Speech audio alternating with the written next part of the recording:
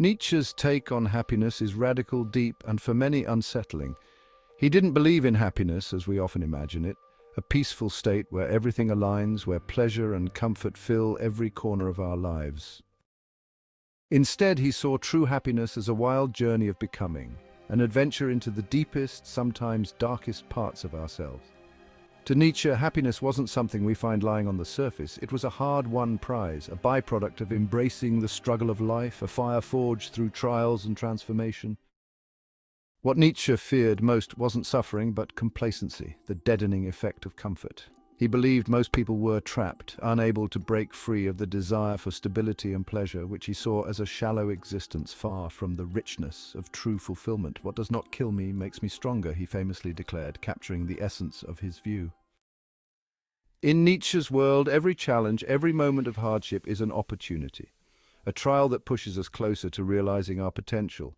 For him, to be truly happy, we must seek out these challenges, embrace them, and emerge stronger, not because it's easy, but because it's the path to becoming who we're meant to be. At the heart of Nietzsche's philosophy is the will to power. Now, this isn't a drive to control others or dominate, as some have misunderstood it. Instead, Nietzsche's will to power is an intrinsic drive to grow, to overcome, to reach beyond one's current state. He saw this as the essence of life, a creative force that defines us all. Think about it, when we feel most alive, most fulfilled, isn't it when we've conquered something difficult? When we've surpassed our limits, broken through barriers we once thought unbreakable? Nietzsche believed that happiness could only come from surrendering to this drive to become more, to constantly shape and transform ourselves.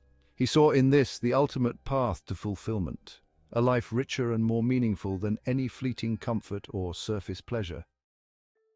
Nietzsche called this journey becoming who you are, a path he insisted each of us must carve out for ourselves, independent of society's expectations or external validations.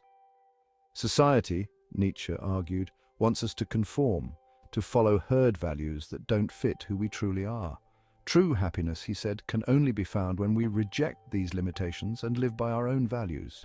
But this isn't a gentle or easy journey. Becoming who you are demands bravery, an ability to break free from the roles, titles, and masks we're encouraged to wear.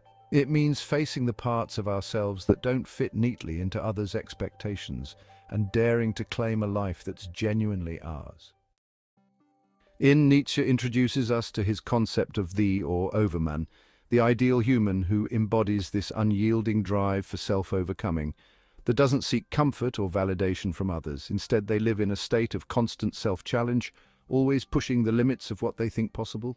Nietzsche saw this relentless pursuit as a form of personal alchemy, where we refine ourselves into something stronger, deeper, and more resilient.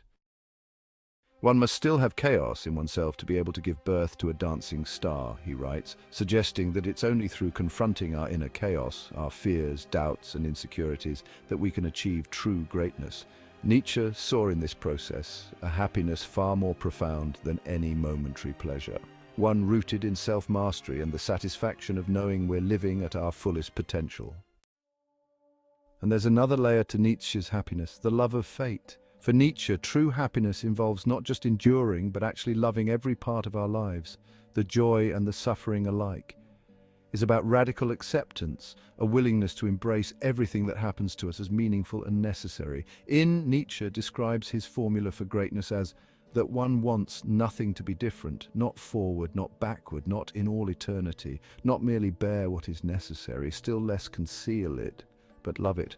Imagine that, loving every aspect of your life, every setback and every triumph, every heartbreak and every success, seeing them all as essential parts of who you are becoming.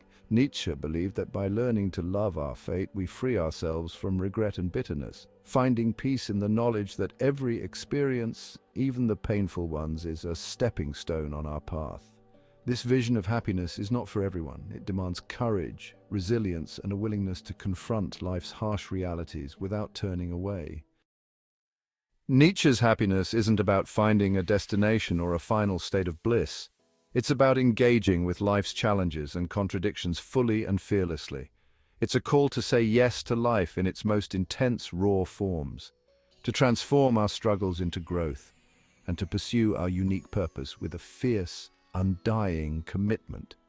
Nietzsche believed that true happiness is rooted in strength, in knowing that we have become more than we were yesterday, and in the satisfaction of embracing every moment as part of our unique journey.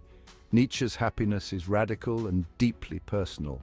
It's a life lived with authenticity, courage, and a relentless drive toward one's highest potential. Every hardship we face, every triumph, every inner conflict is part of the process, shaping us, refining us into who we are meant to be. For Nietzsche, happiness is not something we find or inherit, it's something we create through the intensity of our journey. To follow Nietzsche's path to happiness is to live a life of meaning, to say yes to every moment with a passion that honors the depths of who we are. It's a commitment to face life's uncertainties head-on, to love our fate and to revel in the never-ending journey of becoming truly ourselves.